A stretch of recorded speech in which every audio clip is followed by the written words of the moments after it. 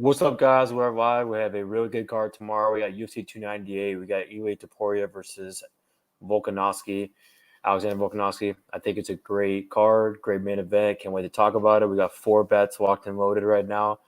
Yeah, a little rough patch for the year. We're 1-3 on the 4 cards. Had a great first card of the year and then lost the last 3 cards. We're only down 2.5 units. So, I feel like we're going to get right back on track this week and have a great weekend. What a recap last week.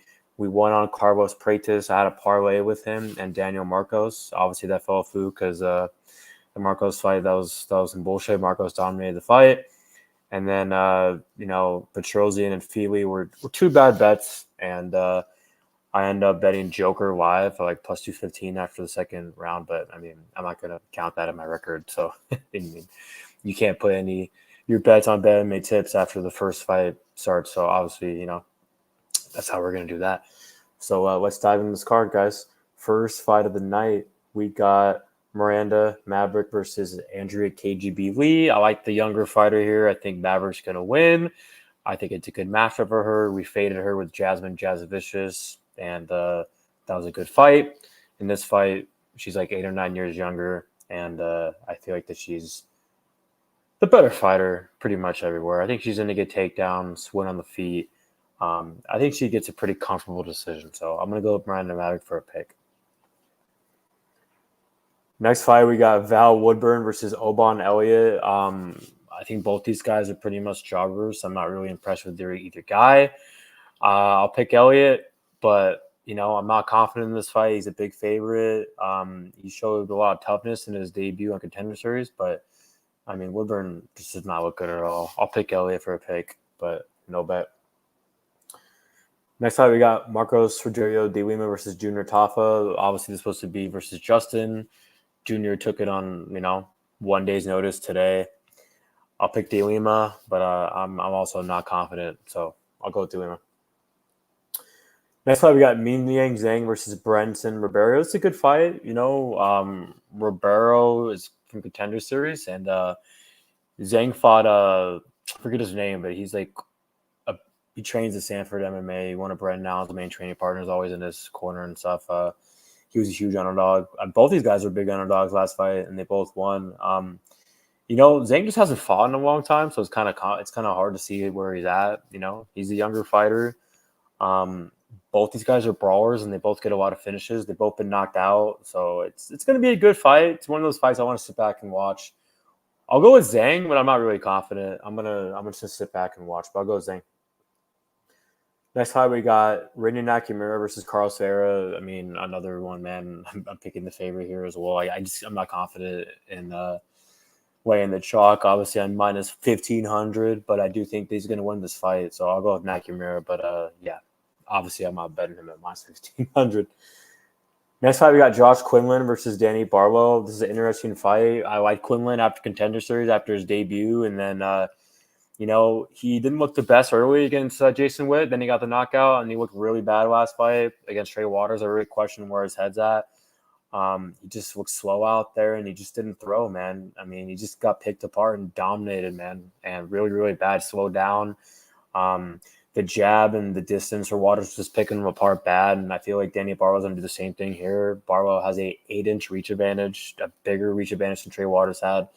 I think Barlow's going to connect, and I know that Quinlan's tough. He has a good chin, so a lot of people are probably thinking Barlow can win a decision here, but I think Barlow is just a really good prospect, really big for the division, and, 3 years younger. That's one thing that I need to implement in my betting, is the age, and he's also has that 8-inch reach advantage. So I got a parlay here with Danny Barlow and someone else we'll talk about later, 3 units. I think it's a striker versus striker matchup. I don't think Quinlan has the grappling to take him down. I feel like Barlow's, improving every fight. We're going to see a better version every fight, and we've seen the finished product of Quinlan. We haven't seen a Barlow, and not even mentioning that straight left. He has really good kicks too, and he's just so much faster, more athletic, I feel like, than Josh Quinlan. So I'm going to go with Danny Barlow, and I think he's going to be too much for Josh Quinlan. I think he's going to finish Quinlan, man, and get him out of there. So I got Danny Barlow in the distance, and I haven't made any parlay. We'll talk about it later. Next fight, we got Amanda Lemos, Mackenzie Dern. This is my second bet of the night. I got a bet on Mackenzie Dern. She's about 6-7 years younger. I think this is a good matchup for her. I know she lost last fight against Andrade. It was kind of a bad game plan. I feel like that she's going to be relentless here with the takedowns, and she has great pressure. If Lemos doesn't get the KO, I think she's going to lose this fight. I mean, Mackenzie's 30-31. Lemos turned 37. I mean, that's the youth advantage is bigger. The grappling advantage too. Lemos has good takedown defense, but we've seen Angel Hill take her down. We saw Zhang dominate her, man, on the mat. Andrade got that submission on the feet. I mean, I just think Mackenzie Dern, if she gets her down, I think that one was going to be in big trouble. And this is a huge fight for Mackenzie Dern. She's fighting at home. I think she's going to show out here, and she's a bigger fighter, and I think she's going to get takedowns, and I feel like 1 or 2 takedowns is going to be a wrap. So I'm going to go Mackenzie Dern. I think this is going to be close on the feet. I think she's going to, the pressure is going to be the difference, and I think she's going to get her down. I think she has a better cardio as well, and I feel like when she gets her on the mat, it's going to be all she wrote. So 3 units, Mackenzie Dern, plus 118, guys, and let's get it, Mackenzie. So next fight, we got Anthony Hernandez versus Roman Kopylov. Wow, all my bets are just going back to back. So my third bet so far is going to be on Kopylov. And I understand, man, a lot of people out there are picking Fluffy, and he's a good fighter. I like both these guys. They're both good fighters. I think Fluffy's a great grappler, man. I think it's good cardio. He's good pressure, man. I just think the Kopylov, man, is just a problem. And I feel like this should be a pick 'em, in my opinion. I see a lot of people saying Fluffy should be minus 400, and I understand, the 2 hiccups with Kopylov in the past against Carl Roberson and Duraev, but, I mean, I feel like the guy's just been improving so much, man, since those fights. I feel like Fluffy can get him down, but I think Kopylov's going to get right back up, and I think on the feet it's a mismatch. So I think Kopylov's going to hurt him to the body really bad on the feet, and I think Kopylov's going to get Fluffy out of there. I think Fluffy's durable for sure, but, he's very weak to the body. I think Kopylov's going to be the bigger dude, big advantage on the feet, and great jab. He's going to be the faster guy, good boxing, good kicks. And we've seen Fluffy before hurt the body against Maluko Perez, Kevin Holland. I'm going to go, even Edmund Shabazian hurt him, not the body, but he hurt him last fight. I think Fluffy won't be able to hold him down, and if he doesn't, we'll see Kopylov get right back up, and I think Kopylov's just going to really dissect him on the feet. So I got Roman Kopylov. I finish 3 units. Plus 190.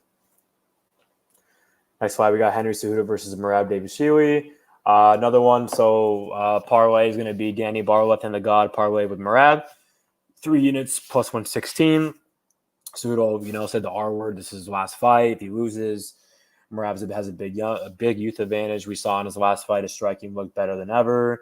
I think Merab's just going to go out there and get a dominant decision. He's going to land more shots on the feet, win with the volume. Get takedowns. I don't see him controlling Cejudo, but I just think he's going to do a little more than Henry Cejudo.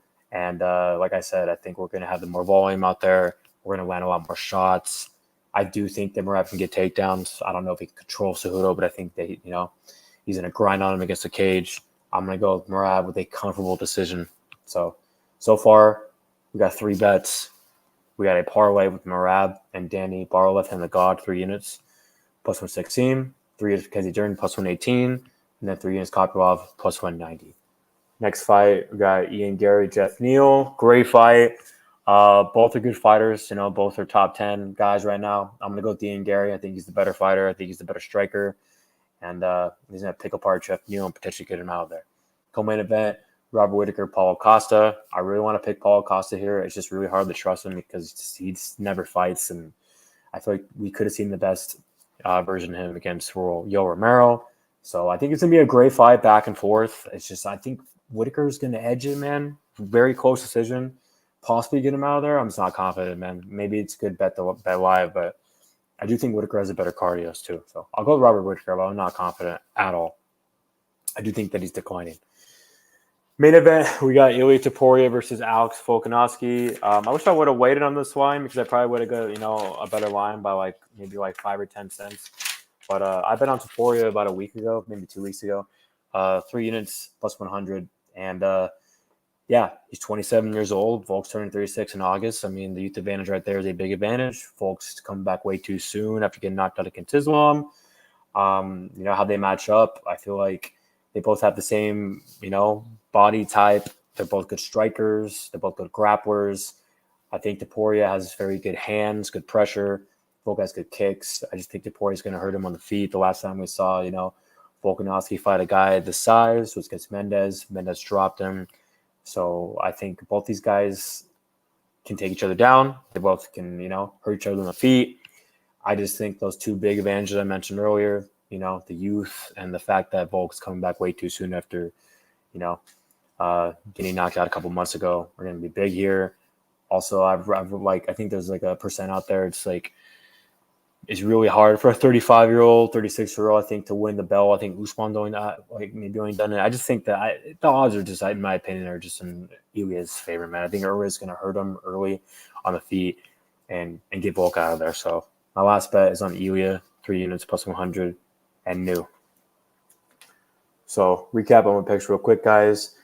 We got Topuria, Whittaker, Garry, Merab, Kopylov, Dern, Barlow, Nakamura, Zhang, Lima, Elliot, and Maverick. And then my 4 bets one more time. I got Topuria in the main event, 3 units plus 100. I got a parlay with left head and the God, and Merab, 3 units at plus 116. I got 3 units Mackenzie Dern plus 118. And then I also got 3 units on Kopylov plus 190. Obviously, I just need 2 of them to win, have a winning night. I mean, I hope I have a winning night, and I hope I have a great night. It'd be cool if we go 4-0. Please like and subscribe. I hope everyone has a winning night tomorrow. And let's get it, man. It's a great card from top to bottom. I cannot wait. And let's go, guys. Peace out, and let's get these wins and new tomorrow.